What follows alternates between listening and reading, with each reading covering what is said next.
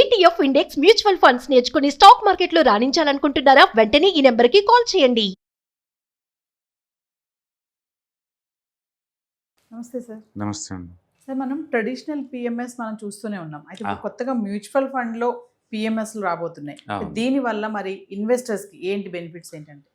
ఒకప్పుడు PMS minimum 50 లక్షల రూపాయల వరకు ఇన్వెస్ట్మెంట్స్ మనం చేస్తే వాళ్ళే మెయింటైన్ చేస్తారు మన అకౌంట్స్ని. అది పాపులర్గా called as a portfolio management services అనమాట. ఇప్పుడు కొత్తగా సెబీ వాళ్ళు ఇంకో కొత్త కేటగిరీని ఇంట్రడ్యూస్ చేయబోతున్నారండి. అది మ్యూచువల్ ఫండ్ పిఎంఎస్. అంటే ఇందులో వీళ్ళు స్టాక్స్లో ఇన్వెస్ట్ చేయకూడదు. ఈ పిఎంఎస్ పిక్ చేసుకుంటే only ETFs and direct mutual funds, SIF ఈ మూడిట్లో మాత్రం ఇన్వెస్ట్ చేయాలి. అంటే మ్యూచువల్ ఫండ్ కూడా డైరెక్ట్ మ్యూచువల్ ఫండ్స్ అనమాట. అందుకని only mutual funds only PMS అనమాట. ఇది మామూలు పిఎంఎస్లో ఏంటంటే వాళ్ళు స్టాక్స్లో ఇన్వెస్ట్ చేస్తారు, ఫారెన్లో ఇన్వెస్ట్ చేస్తారు, అన్లిస్టెడ్ స్టాక్స్లో ఇన్వెస్ట్ చేస్తారు, డెట్లో ఇన్వెస్ట్ చేస్తారు, అండ్ డెరివేటివ్ మార్కెట్స్లో కూడా ఇన్వెస్ట్ చేస్తూ ఉంటారు అనమాట. అందుకని ట్రెడిషనల్ పిఎంఎస్ సర్వీస్ అనేది కొంచెం complicated product and minimum 50 lakh ఉన్న వాళ్ళకి సూట్ అవుతుంది. ఇప్పుడు కొత్తగా సెబీ వాళ్ళు ప్రపోజ్ చేసే ఎంఎఫ్ పిఎంఎస్ అనేది simple product and amount entry వాళ్ళకి అనమాట. ఇది కేవలం అమౌంట్ 25 lakhsకేనండి. ఇది 25 lakhsకే అలౌ చేస్తారు. కాబట్టి ఇది ఇన్వెస్ట్మెంట్ అడ్వైజర్స్కి బెటర్ అనమాట. వాళ్ళకి ఇది మేనేజ్ చేయడం చాలా ఈజీ అనమాట. ఇంతకుముందు ఎవరైనా పిఎంఎస్ స్టార్ట్ చేయాలంటే మినిమం 5 lakh నెట్వర్త్ ఉండాలి.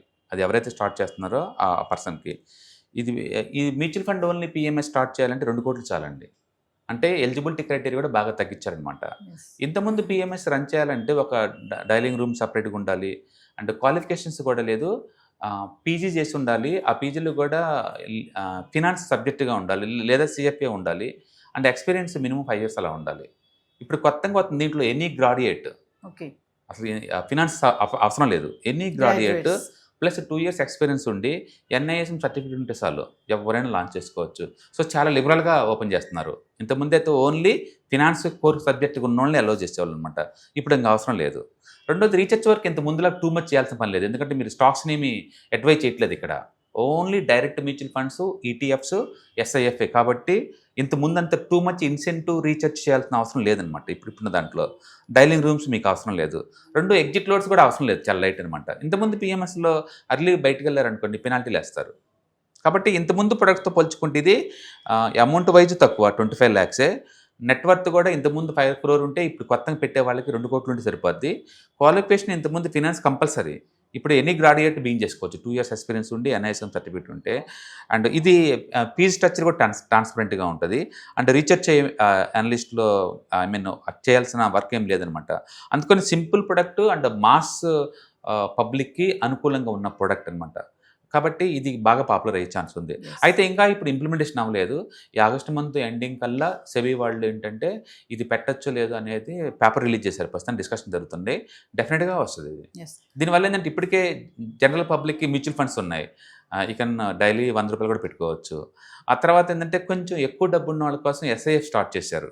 అంటే ఫ్యూచర్స్ అండ్ ఆప్షన్స్లో ట్రేడ్ చేసుకోవడానికి కన్వీనియంట్గా ప్లస్ పెద్ద మొత్తంలో పెట్టే వాళ్ళకి దాంట్లో మినిమం 10 lakh పెట్టారు.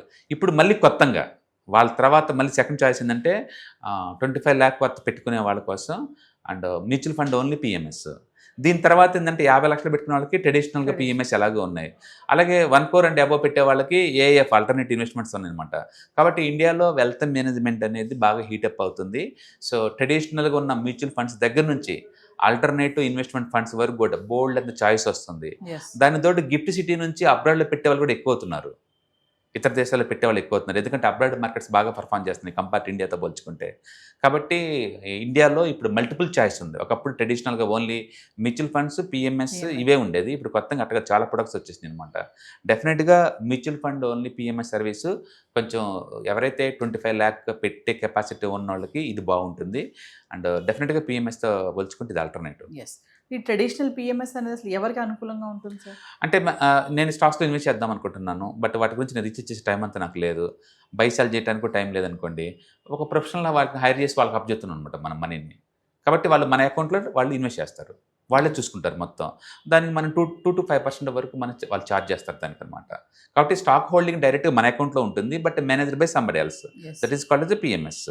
ఇప్పుడు వచ్చేది ఏంటంటే స్టాక్స్ కొనకూడదు నువ్వుగా, మ్యూచువల్ ఫండ్స్ ఓన్లీ. అంటే only direct mutual funds and ETFs and SIF వీటితో మాత్రం పోర్ట్ఫోలియో డెవలప్ చేయాలి. కాబట్టి రిస్క్ తక్కువ ఇంతకుముందుతో పోల్చుకుంటే అండ్ రివార్డ్ కూడా కన్జర్వేటివ్గా ఉంటుంది అనమాట. చూడాలి ఇలా ఈ ప్రోడక్ట్ ఎలా డీల్ చేస్తాయి, ఎలా వాళ్ళు మెయింటైన్ చేస్తారు అనేది. అంటే ఈ 2 విధానాల్లో పోర్ట్ఫోలియో మేనేజ్ చేయాలి అంటే చేసుకోవచ్చు. అంటే కాకపోతే ఒకటి మ్యూచువల్ ఫండ్స్ ఉండి మళ్ళీ mutual fund only portfolio maintain చేయడం కుదరదు. ఇప్పుడు సపోజ్ ఇప్పుడు నేను ఆల్రెడీ మ్యూచువల్ ఫండ్ డిస్ట్రిబ్యూటర్ అనుకోండి, నేను ఇది చేస్తూ మళ్ళీ కొత్తగా mutual fund only PMS run చేయడం కుదరదు. రెండింటిలో ఒకటే క్లయింట్ ఉండాలి, అది ఉంటే ఇది ఉండకూడదు. బట్ పిఎంఎస్ చేస్తూ ఇది కూడా పెట్టుకోవచ్చు కావాలంటే. అంటే నువ్వు పిఎంఎస్లో ఇన్వెస్ట్ చేసుకోవచ్చు, అంటే మ్యూచువల్ ఫండ్ ఓన్లీ పిఎంఎస్లో కూడా ఇన్వెస్ట్ చేసుకోవచ్చు. Because both are different products కాబట్టి. ఇప్పుడు వస్తుందంటే అసలు స్టాక్స్తో డీల్ చేయకుండా only mutual funds, SIFs and ETFs అడిషనల్గా ఈ మూడింటి ద్వారా వెల్త్ క్రియేట్ చేయడం అనేది అండ్ ఎంఎఫ్ పిఎంఎస్ అనమాట. సో కమింగ్ టు ఎక్స్పెన్సెస్ విషయానికి వస్తే ఈ ట్రెడిషనల్ పిఎంఎస్కి మ్యూచువల్ ఫండ్ పిఎంఎస్కి డిఫరెన్స్? డెఫినెట్గా ట్రెడిషనల్ పిఎంఎస్ చాలా ఛార్జ్ చేస్తారండి.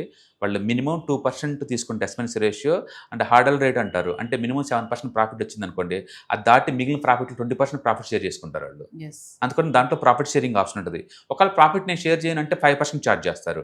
డెఫినెట్గా పిఎంఎస్ ఈజ్ మోర్ ఎక్స్పెన్సివ్. అంటే ట్యాక్స్ ఎఫిషియన్సీ లేదు, అది short term capital gain tax మీ దగ్గర నుంచి ఛార్జ్ చేస్తారు. బట్ మ్యూచువల్ ఫండ్స్ అయినా, ఎస్ఐఎఫ్ అయినా అండ్ ఎంఎఫ్ ఎస్ఐఎఫ్ అయినా, ఎంఎఫ్ మ్యూచువల్ పిఎంఎస్ అయినా సరే short term capital gain tax మనకు అసలు పడదు. So tax more efficiency. కాబట్టి ఈ స్ట్రక్చరే బాగుంటుంది. అందుకని ఎక్కువ పిఎంఎస్లు అన్నీ కూడా లేదు, వాళ్ళు మ్యూచువల్ ఫండ్లోకి ఎంటర్ అవుతున్నారు. పెద్ద పిఎంఎస్ సర్వీస్ వాళ్ళందరూ కూడా ఇప్పుడు అండ్ మ్యూచువల్ ఫండ్ ఇండస్ట్రీలోకి ఎంటర్ అవుతున్నారు. అండ్ మ్యూచువల్ ఫండ్ ఎంటర్ అయిన వాళ్ళందరూ కూడా ఇలాంటి వాటికి ఎంటర్ అయ్యే ఛాన్స్ ఎక్కువ ఉందన్నమాట. కాబట్టి పిఎంఎస్తో పోల్చుకుంటే డెఫినెట్గా MF only PMS service more tax efficient, less expensive. కాబట్టి దీంట్లో స్టాక్స్ ఉండదు, గుర్తించాలి మనం. Thank you. రైట్.